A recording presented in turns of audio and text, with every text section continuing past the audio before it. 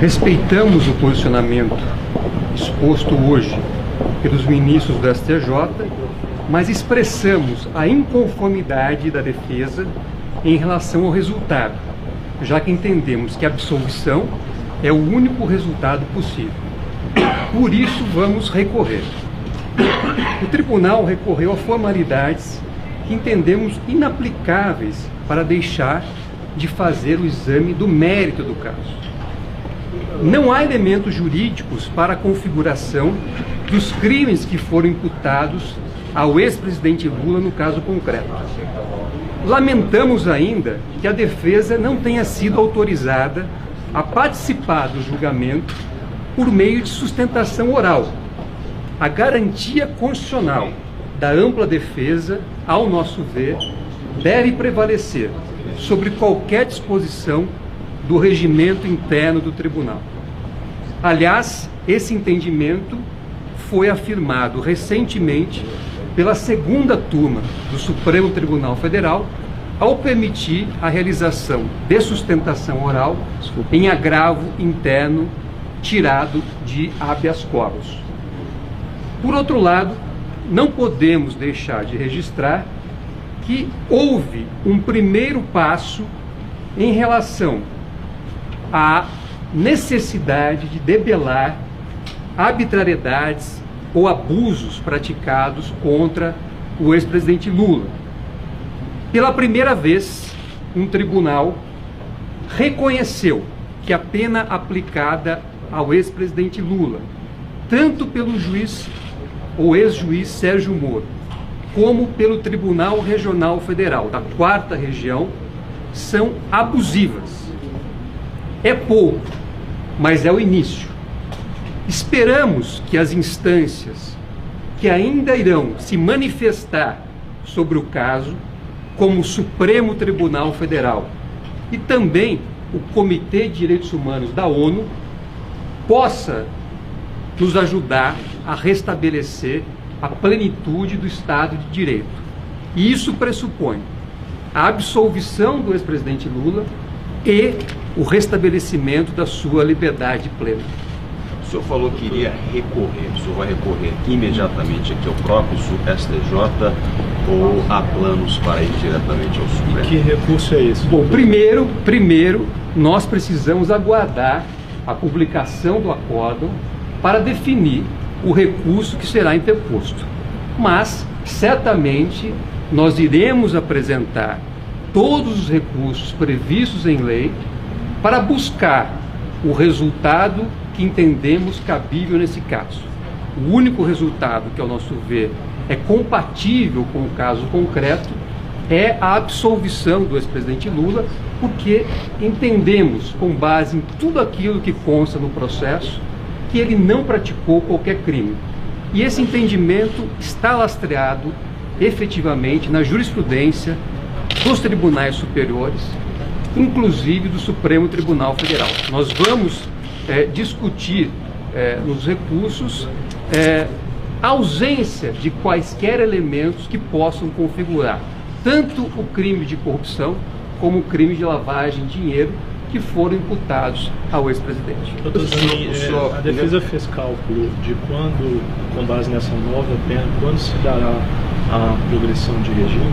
É em setembro mesmo desse ano? Olha, nós não fizemos esse cálculo, estamos agora, acabamos de sair da sessão de julgamento, mas eu reafirmo que o nosso foco, como foi desde o início, é continuar com os recursos cabíveis buscando a absolvição do ex-presidente. Não há, leia-se e releia-se o acórdão proferido pelo Tribunal Regional Federal da 4ª Região. Não é possível identificar qualquer ato de ofício que o ex-presidente tenha praticado em torno de uma vantagem indevida. E hoje, aqui inclusive no julgamento, foi reafirmado. Não foi identificado pelos próprios ministros aqui hoje do STJ a prática de um ato de ofício relacionada a uma vantagem devida. O que se aplica é um entendimento bastante, ou melhor, não consolidado, que dispensa a prática de um ato de ofício, mas o entendimento que, ao nosso ver, é o correto e prevalece na jurisprudência dos tribunais é aquele que indica a necessidade da prática de um ato de ofício em contrapartida a uma vantagem devida para a configuração do crime de corrupção. É o chamado qui pro quo. Isso, inclusive, é uma base doutrinária que tem respaldo tanto em doutrina nacional como internacional e também em precedentes em larga escala sobre o assunto. Agora, doutor Zanin, as teses da defesa, como a questão da competência da justiça eleitoral, a suposta parcialidade do juiz federal Sérgio Moro e até a ausência de provas, foram rejeitadas pela quinta turma do STJ, apesar da redução da pena, né? A defesa fica frustrada de saber que as 18 teses jurídicas não foram abraçadas pelo colegiado? Olha, evidentemente que nós esperávamos que essas teses fossem acolhidas porque elas estão devidamente amparadas em elementos que constam nos autos e fatos públicos e notórios. O ex-presidente Lula, como nós sempre dissemos, aliás, isso é objeto de um comunicado feito em 2016 ao Comitê de Direitos Humanos da ONU, não teve direito a um julgamento justo, imparcial e independente. O processo foi conduzido por um magistrado que não tinha a imparcialidade necessária, tanto é que depois o tempo veio a confirmar que havia sim uma motivação política, tanto é que esse magistrado, antes mesmo da conclusão do processo do ex-presidente Lula, e após inviabilizar a sua candidatura, acabou aderindo a um governo de oposição ao ex-presidente. Então esse fato, como nós inclusive já expusemos, dentre outros lugares, no habeas corpus, pendente de julgamento no Supremo Tribunal Federal, é um fato relevante, por exemplo, para configurar a falta de imparcialidade e consequente nulidade do processo. Do ponto de vista jurídico, doutor Zanin, esses argumentos continuarão sendo apresentados aqui no STJ e no Supremo Tribunal Federal?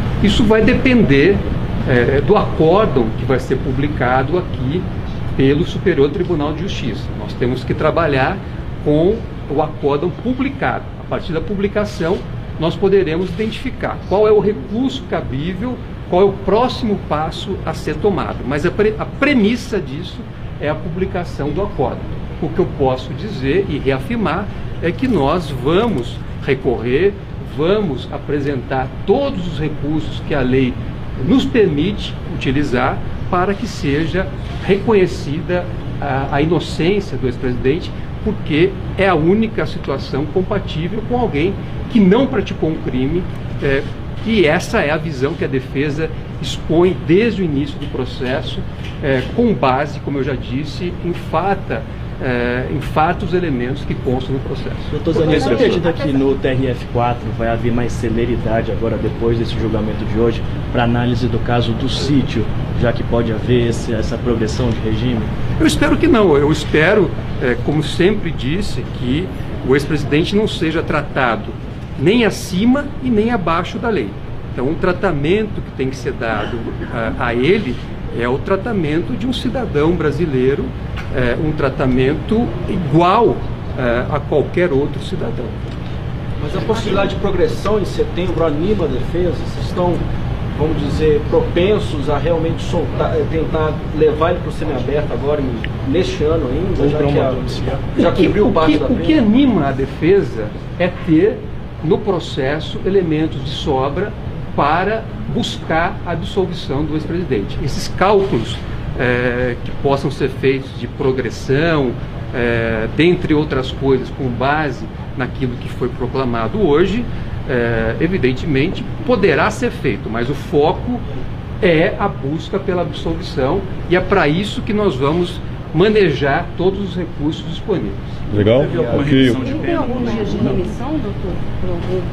Alguma coisa lá no O foco, nós entendemos que essa condenação será revertida, então não estamos entrando em aspectos periféricos como a remissão.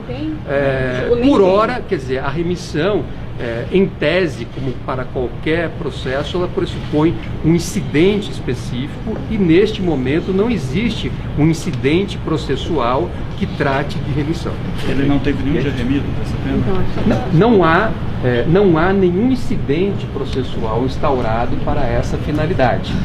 Em tese, o Instituto da Remissão tem previsão legal, pode ser requerido, mas isso pressupõe efetivamente a instauração formal de um procedimento para essa finalidade. Por hora não existe, porque o foco da defesa é e continua sendo a busca pela absolvição. Os professores vão entrar com esse incidente, eventualmente, enquanto se recorre pela absolvição?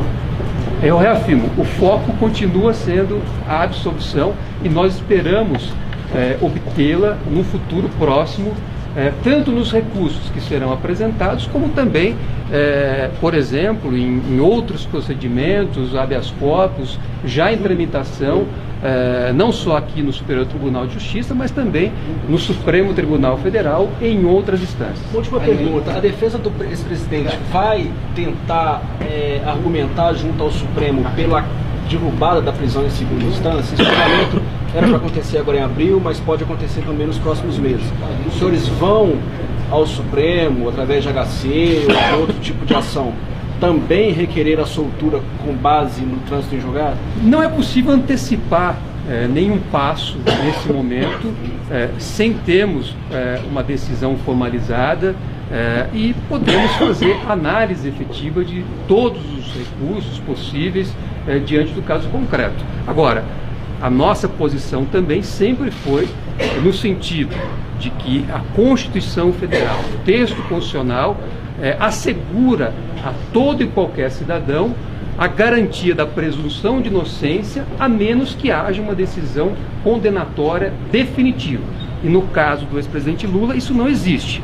O que significa, segundo a Constituição, que ele tem e mantém o direito de ter a sua presunção de inocência assegurada, inclusive neste momento. Não há, segundo a Constituição, nenhuma culpa formada. Há recursos possíveis de serem apresentados e nós vamos apresentá-los com o objetivo que eu já expus. Ok? Tá? Obrigado. Boa tarde.